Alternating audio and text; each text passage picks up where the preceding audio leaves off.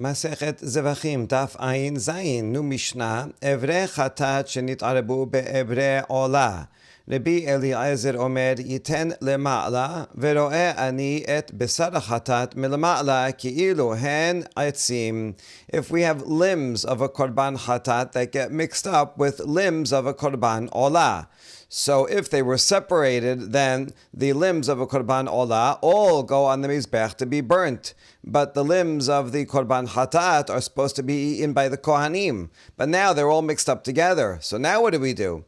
There's two answers. Rabbi Eliezer is of the opinion that you take all of the limbs and you put them up on the Mizbeah to be burnt. That's totally fine for the limbs of the Korban Ola. What about the Korban Hatat? There's a law that if you have something and part of it was put on the Mizbeah, part of the Korban Hatat is put on the Mizbeah, then the rest of it you're not allowed to put on the Mizbeah. So you can't just put things on the Mizbeah when you feel like it. So that would be a problem. So Rabbi Eliezer's answer to that is, we consider as if, I see it as, we consider the limbs of the Korban Hatat to be not a Korban that you're burning, but rather we see it as fuel, like wood. A wood is not itself a Korban, it's just fuel to make the fire hot, to burn the other things. And so therefore, we say, whichever one it is, we take this limb. If it's a Korban Ola, then let it be burnt as a sacrifice. If it's from a Korban Hatat, then let this be burnt simply as fuel. Hachamim omerim te'ubar suratan v'yesu lebet ha'serefa. Hachamim say, no, you can't do that. Rather, you wait till it decays. You wait till the next day. Once it's the next day, then it's already notar. So it's not literally till it gets all decayed, but rather you're waiting till it's no good anymore. And also, by the next day, it will also look kind of decayed. Then, once it's no longer valid, even the Korban Ola pieces, you're not allowed to put on the Mizbeah on the next day. So instead, you take them to the place of burning in the courtyard, where you take other things that were invalid. My Ta'amad Rabbi Eliezer. What's Rabbi Eliezer's source that you can use these other korbanot that you're not allowed to, pieces of a korban, chatat, that you can burn it as fuel? What's the source? Amar kerav el mizbeach lo ya'alu lereach nichoach yata ma'aleh aval ata ma'aleh leshem aitzim. He quotes this pasuk here from Vayikra chapter 2. It says, "Kol mincha shetakriv ladonai lo te'aseh hametz ki chol seor v'chol devash lo taktir menu she ladonai." That any korban mincha you cannot be made into hametz because you're not allowed to take any seor, any leaven, or any honey. You're not allowed to burn on the mizbeach. Now, in fact, most korban minchas are in fact just plain flour or matzot. There is some korban minchas that are made with bread, and especially on Shavuot we bring two shtei halechem. However, those are eaten by the Kohanim. They are not placed on the Mizbeach. So that's the key factor, that none of these things are placed on the Mizbeach. You never put chametz or seor or devash on the Mizbeach. Seor might be related because it's a sugary agent that you would use to make something rise. You need sugar helps it rise more. So that's part of the rising process. Okay, so those cannot be put on the Mizbeach. Then the next pasuk says, Korban reshit takribu otam ladonai vel mizbech lo ya'alu lerech nichoach. Korban reshit, the first fruits that you bring close to the mizbeach, takribu otam laHashem. So you bring a basket and you give it to the kohen near the mizbeach, but you don't put them on the mizbeach as reach nichoach to be burnt. So we learn from here that you cannot. All these things, so it mentions a number of things, seor and devash, it's hametz, and also other things, you cannot put them on the mizbeach, lereach nichoach, but we're focusing on these words here, and he says, lereach nichoach, you're not allowed to burn these things as reach nichoach, as a burnt offering.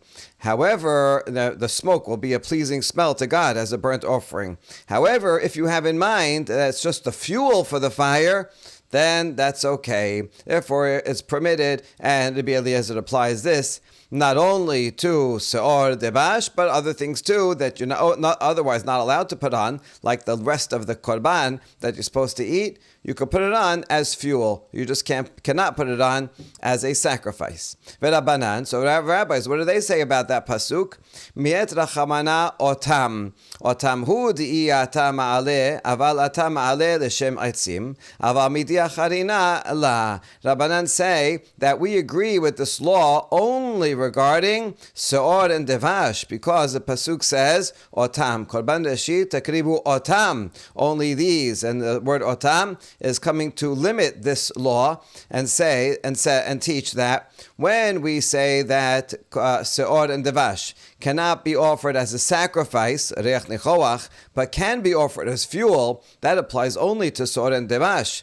However, other things like limbs of a korban chatat, there we say no, you cannot bring them at all, not even as fuel, no chance. You can't bring them, and therefore we have to leave them and burn them on the next day on the pile outside.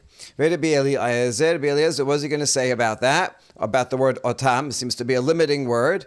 He says, otam hu derabai lecha kebesh kamizbeah. Avamidia harine la. Rabbi Eliezer says, no, I use the word otam. I also use it as a limiting word to the seor and devash, but it applies to a different law regarding the ramp. Do we consider the ramp to be like the Mizbeah? So when it comes to seor and devash, you're not allowed to burn the seor and devash on the ramp, just like you're not allowed to burn them as a korban. On the altar itself, you're also not allowed, if you want to make a fire and burn them on the ramp, is also not allowed. However, this prohibition applies only to seor and devash. Other things that you want to put on the ramp, there's no prohibition in putting those items on the ramp. That's what otam is referring to. V'Rabbanan, the Rabbanan, what are they going to say about the ramp law? And they would say, Tarteh Shema Mina. In fact, we can learn both of these things from the word otam. We will learn both this law here, that the prohibition of using the ramp, that the ramp is like the Mizbeah, only applies to seor and devash. And we also learn that the permission to burn the seor and devash as fuel applies only to seor and devash, that you can burn as fuel. But other things you cannot burn at all, not even as fuel. Matitin deloki haytana. Now our Mishnah does not follow the following Tana. The Tanya Amar Rabbi Yehuda lo nechleku Rabbi Eliezer Chachamim al ebre chatat shintarbu beebre ola sheikrebu berobeya benirba shelo yikrebu. According to this Braita, Rabbi Yehuda teaches that Rabbi Eliezer and Chachamim, indeed, they have a machloket. We just read their machloket. And here, in our Mishnah, is talking about limbs of chatat and limbs of an olah. So the author of our Mishnah thinks that they're arguing on this case. But if you would just start from these words, Rabbi Eliezer Omer Yiten, and so on, he does say korban chatat, so he's referring to something about a korban chatat. So if you would leave out the first few words, it's possible that they're actually talking perhaps about a different case. And so that's what we see, that according to the Yehuda, they're arguing about a different case. So according to Yehuda, the Rabbi Eliezer Chachamim are not arguing regarding the limbs of a korban chatat that got mixed up with limbs of a korban olah. Everybody agrees you can burn them. Well, that's the opinion of Rabbi Eliezer in our Mishnah, but our Mishnah says it's a machloket. But here it says no machloket. Even Chachamim would say that case of mixed up limbs from different korbanot, you can burn them. And everybody agrees that berobeya v'nirba, if you have an animal that is prohibited because it was involved in a sin of bestiality, and those you're not allowed to put on the Mizbeah at all, and it got mixed up with other limbs, then you cannot put them at all. They agree on those cases. So where is the machloket? Al ebre ola temima shenitarebu beebre ba'alat mum sherebi Eliezer omer yikrebu veroani lema'ala ki'ilu hem esim hachamim omrim lo yikrebu. They're arguing regarding limbs of korban olah animals. Some of them are for a korban that's timimah, an unblemished animal that that was sacrificed just fine, and it got mixed up with limbs from another korban olah, but that one had a blemish in it. But they're all of the same type.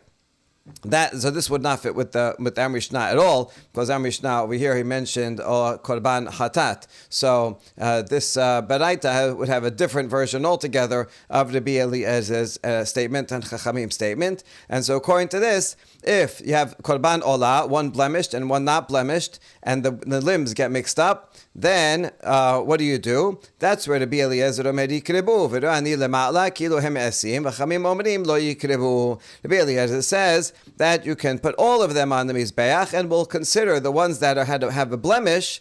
Well, you can't burn them as a sacrifice, but you can burn them as wood. And Chamim say, no, you cannot burn any of them. You'll wait till tomorrow, and then you'll burn them all outside in the courtyard on a pile. We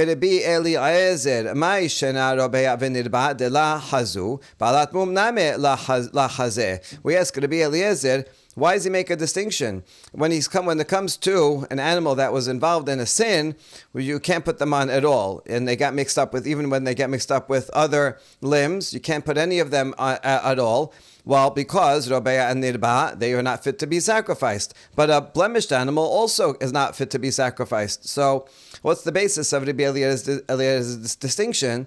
And to say that if it's a Baal Mum that got mixed up, then you can put them on as fuel. Amar Rav Huna bidukin sheba'ayin v'adibad Rabbi Akiva damar im alu lo yerdu. Rav Huna says, when it says a blemish, not talking about any blemish, only a small blemish that has to do with the cornea of the eye.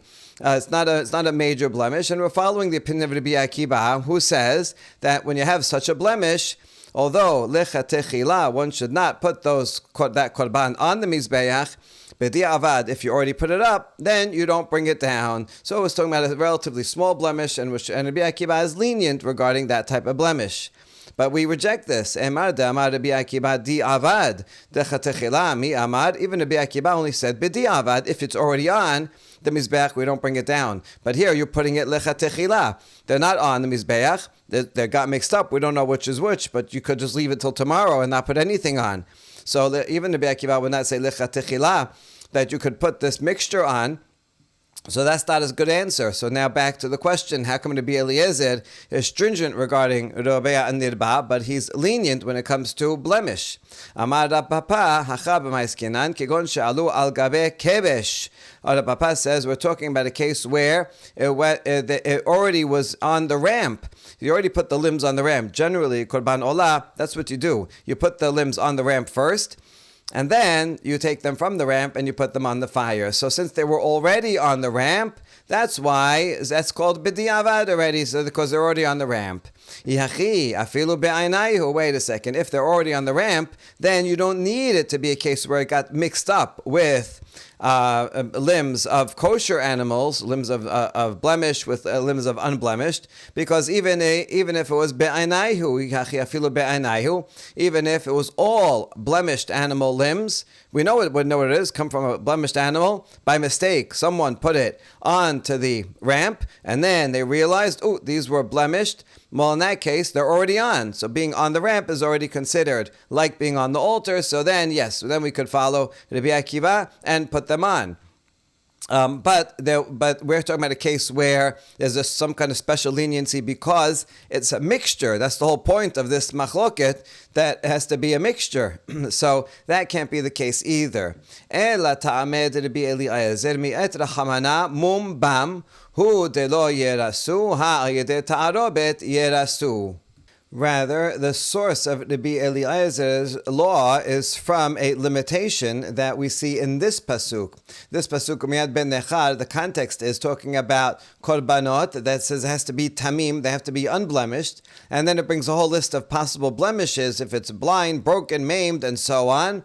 If the animal has these problems and those problems, all these, you cannot, lo takribu la Hashem, you cannot bring them. And even if a non-Jew brings it, Miyad ben If a non-Jew brings an unblemished animal, that's fine. We can bring it. The Kohanim can sacrifice it. But whether it's a Jew or non-Jew, you might think that maybe a non-Jew could bring in a blemished animal because it's of lower status or something. No, has to be also a non-Jew cannot bring any of these. Ki moshchatam bahem mumbam lo yerasu lachem, because their corruption is in them, in these animals, their blemish is in them, and they will not be accepted. Now, since it says, notice it says bahem and also says bam. First, we're going to focus on the bam. Mum bam. These have a blemish in them. So we learn from here that there's a limitation. Mum bam, that if it's an animal that is a blemish, then they cannot be accepted, they cannot be offered. But that's only if all the animals that are here are completely blemished. We know that this entire animal is blemished, all these limbs are from a blemished animal, then we cannot take them. But if it's not purely mum bam, but it's in a mixture, and some of these are from a blemished animal, some are not, then that's okay. So that's the limitation of mum bam. These only in this case, but there's another case where a blemish is okay if it's in a mixture. And so this is actually a more direct law that a mixture of blemished and unblemished animals you are allowed to put on the Mizbeah. That's Rabbi Eliezer. V'Rabbanan mumbam hu de lo yerasu ha'avar mum yerasu. Rabbanan says, yeah, I also learned a law from this mumbam limitation, but not as you said, but rather if it currently has a blemish in it, we cannot sacrifice it. But if it used to have a blemish and it got better, let's say it had a blemish and now it healed, well, in that case you can use it. That's what we learned from mumbam. V'Rabbi Eliezer, what's Rabbi Eliezer going to do about that? Doesn't he agree with that law and that derivation?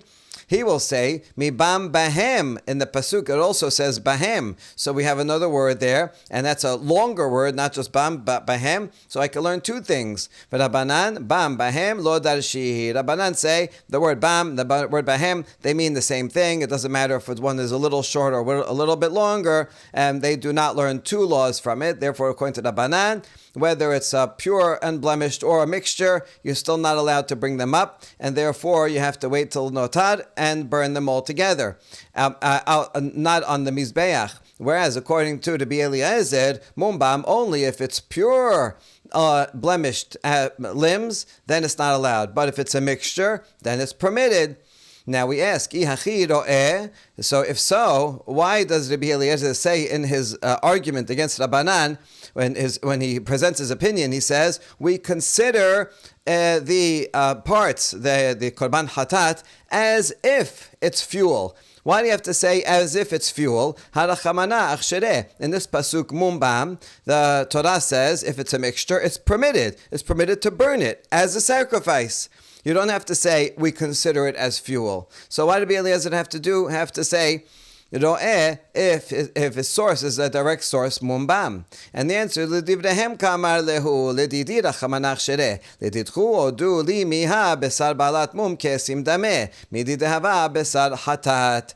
Rabbi Eliezer was only saying this ro'eh for you, according to you. The argument is giving an argument to the rabbis. He's saying, for me, I think that the Torah directly says a mixture of blemished and unblemished is permitted. But for you, you don't agree with my derasha. Okay, fine. But even according to you, you should admit to me that the meat of a blemished animal can be considered like fuel, and therefore it should be that you can offer it, just like a sin offering that got mixed up with a korban olah, which according to the Braita, even the rabbis agree that if it's those two different types of korbanot, but they're all kosher, they got mixed up, then they do all go up to the Mizbeah. In the Braita, not in the Mishnah, but in the Braita version, the rabbis agree with Rabbi Eliezer that you can burn them all.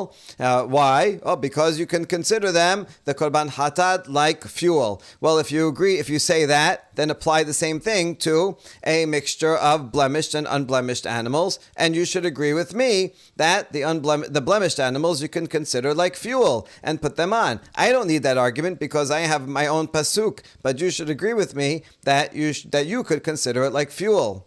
V'Rabbanan hacha me'isi hatam la me'isi. And the rabbis would say, no, it's not the same. In the case of a mixture of blemished and unblemished animals, the blemished animals are disgusting. They're repulsive. To take a blemished animal and serve it, even if it's a mixture, it still is repulsive, and therefore you have to let all of it burn off of the Mizbeah. Whereas in the case of korbanot, korban olah, korban hatat, they're both proper korbanot. They're beautiful, wonderful korbanot, totally kosher. Okay, except that korban olah is all supposed to be burned. Korban hatat, once you burn the main sacrificial parts of it, the innards, then you're not supposed to burn the others. Okay, we're not supposed to, but it's not repulsive. So therefore, if it's a mixture, then we'll say, oh, we consider it as wood. Fine, consider it as wood. It's just neutral to put it up there as wood. It's not repulsive. But if it's an unblemished animal, then it's too repulsive to even consider as wood. Next Mishnah, Ebarin be'ebarin ba'ale mumin. You have limbs of an animal that was valid, that got mixed up with limbs of another korban olah that was invalid because it was a mum. Now, we actually just had this case over here, and we saw over here that according to the Rabbi Eliezer, there's a special derasha that says mumbam, that only if it's pure blemished animals, then you can't put it on, but if it's a mixture, then it is allowed. However, that opinion was only one opinion, one explanation, according to the Rabbi Eliezer in that baraita, but is obviously not agreed upon by everyone, because in this Mishnah, the Rabbi Eliezer says something differently than we just saw. Here, the Rabbi Eliezer omer, im karav rosh ehad mehem, yikrebu kol harashin kera'ayim shel ehad mehen, yikrebu kol ha-kera'ayim. Well, according to the drasha we said above, or Rabbi Eliezer, in that baraita, according to that explanation, if it was a mixture, then it should all be allowed, and you can consider it should all be allowed. You don't even need the wood reason. It could all be allowed because it's a mixture. But this Mishnah, the author of this Mishnah, does not agree with that. Instead, Rabbi Eliezer thinks that the mixture would be prohibited to put any of it on the Mizbeah. The only leniency is if already a Kohen, by mistake, took one of the heads. You have a bunch of korban olahs, and one of the heads is from a blemished animal, and the rest are okay. If the Kohen took one of the heads and already sacrificed it, then you can bring all the rest of the heads and put them on, because we consider the possibility that the one head that he already put is the prohibited one. Since that's already on, all the rest are permitted. The prohibition here is all midrabanan, so we can be lenient. And so too with any other part of the animal. If some of the leg was put on, the legs of one of the animals was put on. Maybe that was the one that had the blemish. We assume it is, and then all of the other legs can be offered. Chachamim